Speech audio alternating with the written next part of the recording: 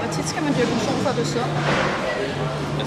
Så meget som muligt, fordi man skal i hvert fald minimum dyrke motion 2 gange om ugen, fordi der må ikke gå mere end 5 dage, fra man har dyrket motion, så man gør det igen. Så har man nedgang i sin formgang i stedet for. Hvorfor kommer folk her primært? Det kommer primært på grund af vægttab. Størstedelen af vores medlemmer, de skal tabe sig i vægt. Hvorfor er jeres aldersgrænse 15?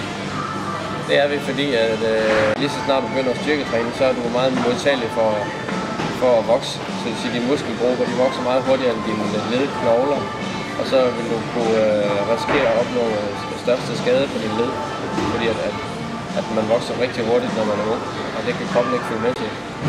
Mener I så, at staten bør give tilskud til fitness? På grund af sundheden,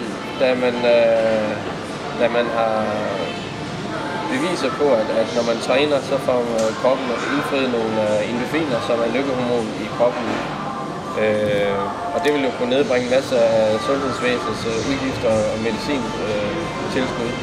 Så helt klart, at der skal være tilskud til at dyrke mere motion og fitness.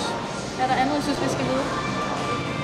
Når man laver kredsløbstræning, om det er konditionstræning eller man er ude at gå en tur, bare man får brugt hjertet noget mere, så får man et meget sundere hjerte. Og det betyder, at man lever længere, fordi man ikke opbruger det antal hjerteslag, man skal. Fordi når man har en dårlig fysisk form eller lever usund, så skal hjertet hele tiden arbejde for, at kroppen den skal genopbygge alt det, man har nedbrudt. Og det koster hjerteslag.